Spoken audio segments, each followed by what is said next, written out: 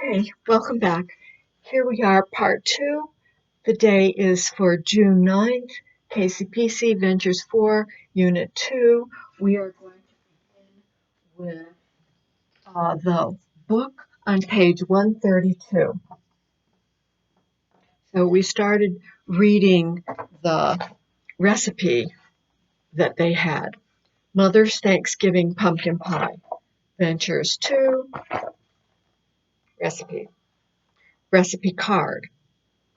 Okay, everyone, Mother's Thanksgiving pumpkin pie. Preparation time, 15 minutes. Cooking time, 50 minutes.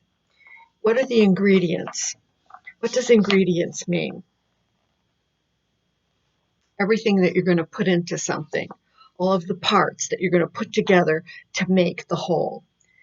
Number one, a pre-made pie crust. Some people make their own pie crust.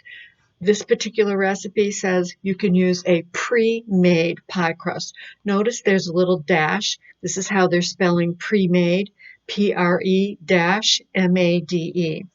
The next one 8-ounce package cream cheese softened, cream cheese, softened. So they put the 8 ounces in parentheses because that's a small detail explaining the package. And cream cheese softened, there's a comma between the noun and the adjective because they have put the adjective after the noun. The next one, 2 cups canned pumpkin mashed. 2 cups canned pumpkin, mashed. Same idea. Normally, the adjective comes before the noun, but here in a recipe, almost always the description goes after, so you're using a comma. Next, 1/4 teaspoon salt.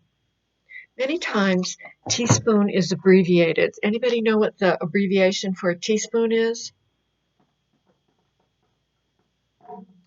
TEAS, right? And always period. Next one, 1 cup sugar. In a recipe, that can be abbreviated too. It's going to say C period. 1 cup sugar. Next, 1 egg plus 2 egg yolks, lightly beaten. Obviously, when you're reading it normally, you would not say the comma, but I want to point out that this is what you do, and this is the punctuation that you're going to use when you create a recipe and when you see a recipe. Lightly beaten. So what does lightly mean? A lot or not too much? Not too much. Okay, now next, 1 cup heavy cream. Next, 1/4 cup, parentheses, 1/2 a stick, melted butter. So they're telling you that if you use a 1/2 a stick, that is going to do what? How does that relate to 1/4 a cup? What is the vocabulary, the terminology that you would use for that?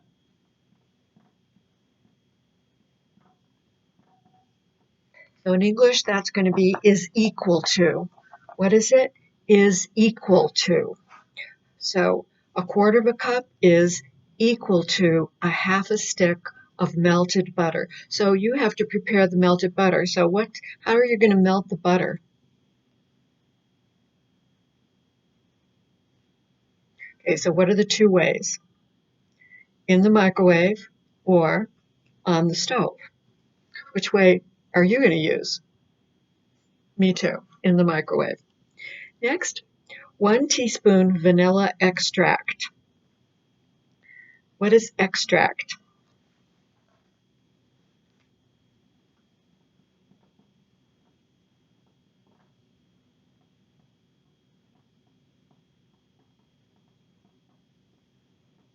So it is taken from a vanilla bean.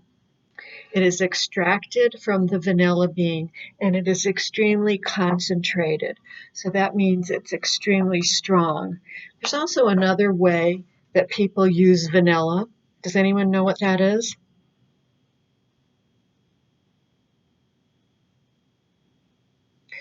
You can use a vanilla bean.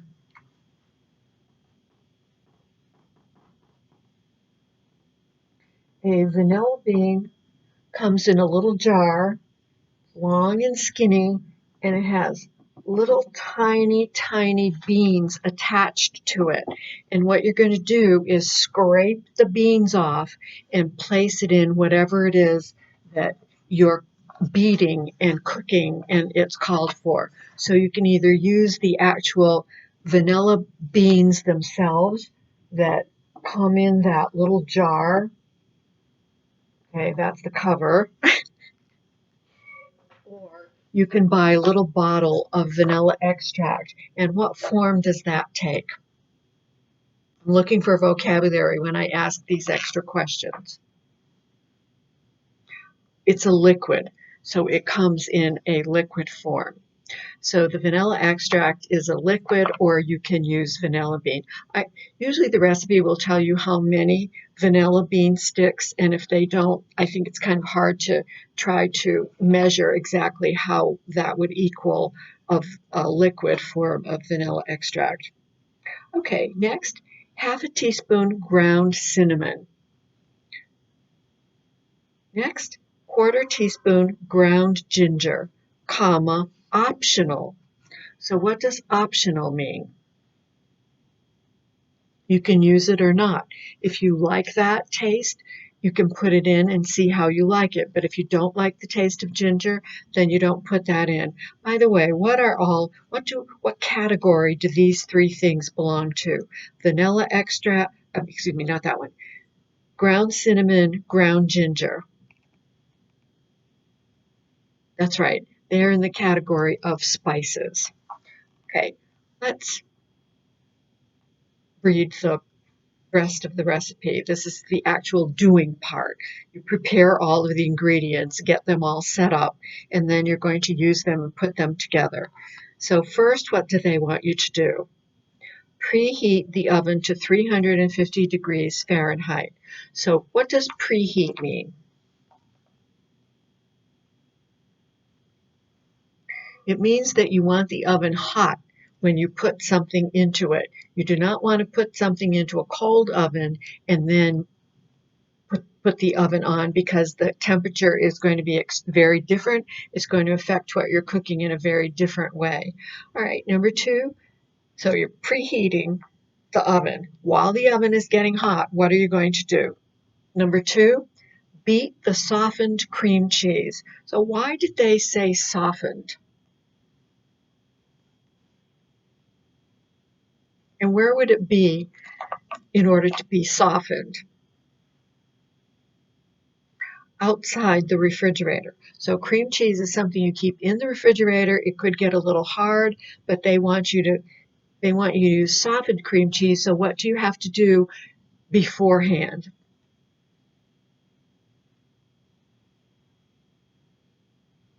I hope you said take the package of cream cheese out of the refrigerator. So what does that also mean? You need to read the entire recipe before you start making this. If you read just the ingredients as you go along, you're going to discover little things that you should have done. So it's a really good idea, like with everything, reading all of the directions before you start your project. So beat the softened cream cheese. So how are you going to beat that? I'm looking for vocabulary words and looking to see how you're going to express that.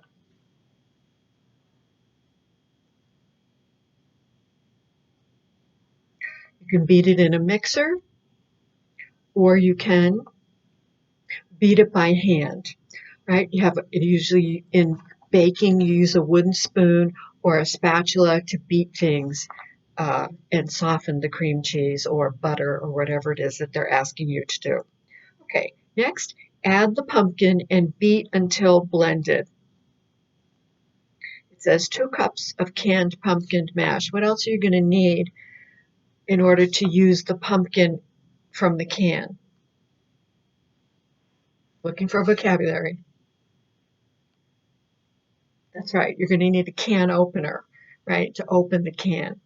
Next, then add the salt and sugar and beat until blended. Next, Then add the eggs mixed with the yolks, cream, and melted butter, and beat until blended. So you want to have all of these things ready, and they told you how to get everything ready in the upper part of the recipe. Next, finally, mix in the vanilla, cinnamon, and sugar. Perfect. Number 7, pour the filling into the pre-made pie crust and bake for 50 minutes, or until the center is firm. And how are you going to tell whether the center is firm? I'm sure you do it the same way in Korea or China or any part of the world. I'm looking for sentence structure and vocabulary.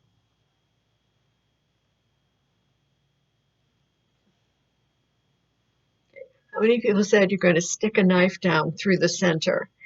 Then you can see on the knife whether it's sticky, wet, or a little bit dry, which means that it's set.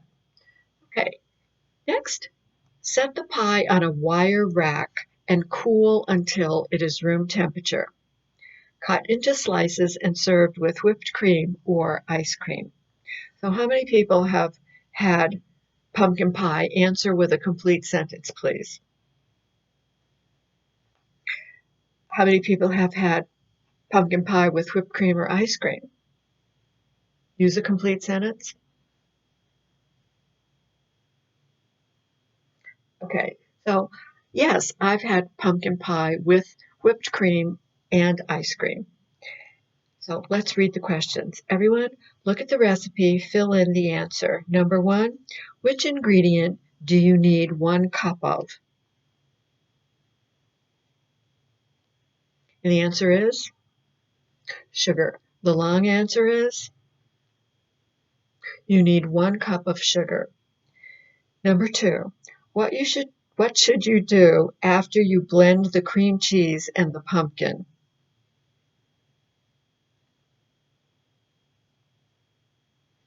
Good. The answer is add the salt and sugar. The complete sentence would be you should add the salt and sugar. The next one, which ingredient is not required? Vanilla, ginger, cinnamon, or cream cheese?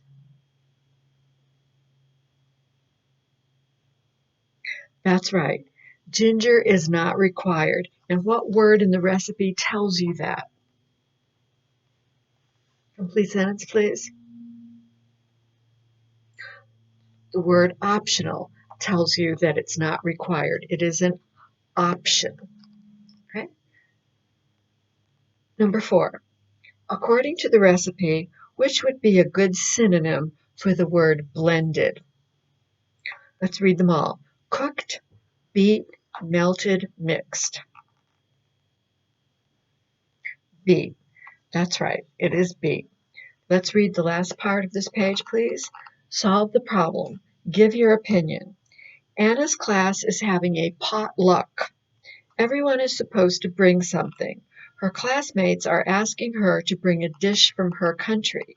Anna has very little time and money now and can't afford to make the dish for the potluck. What should she do? This is a difficult one.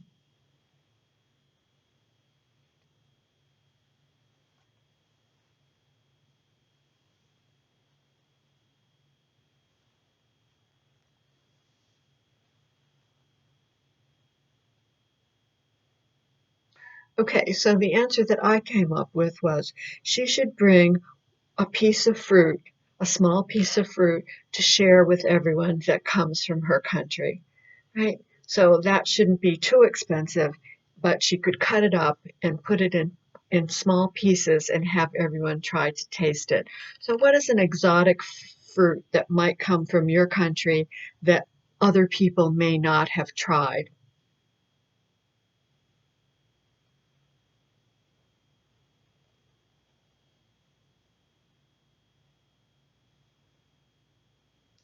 Okay, I can't hear what you're saying, but the first thing that comes to my mind is mango, which when we were growing up, we had never had a mango.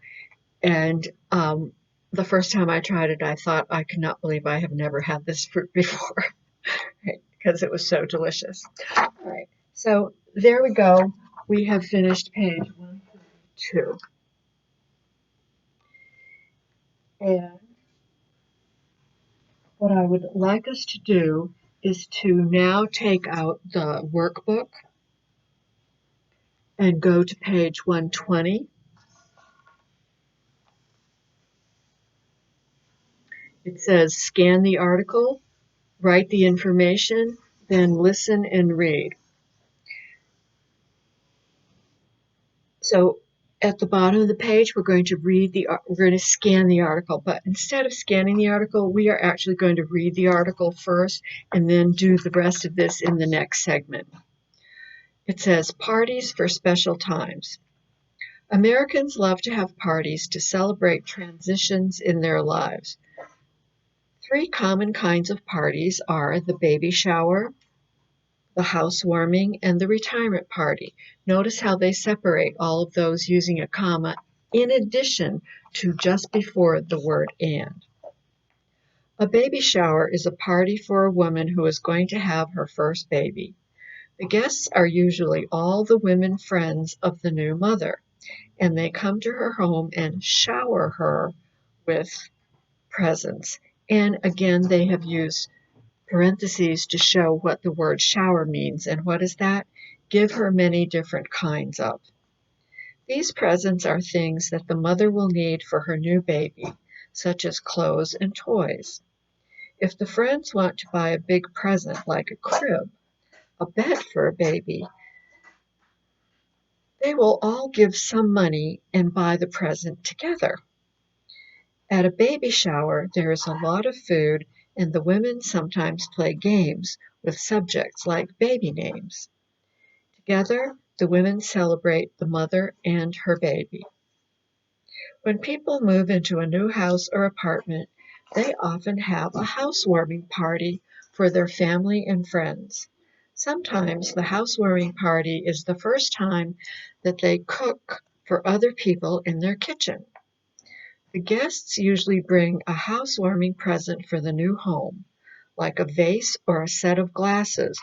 Notice they have used dashes this time instead of parentheses to give an explanation of the details that they're talking about.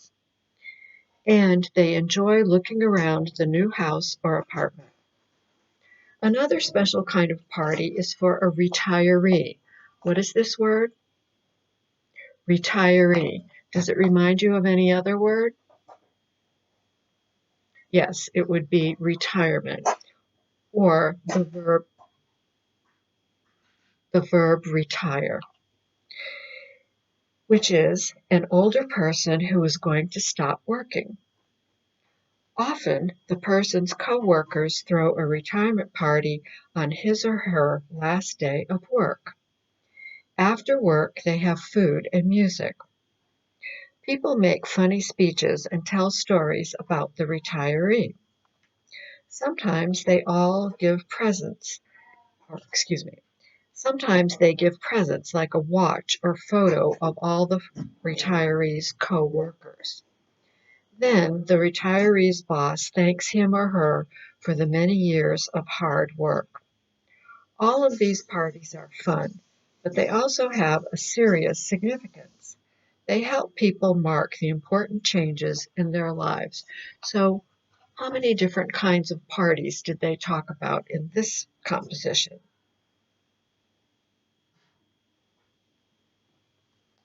A baby shower,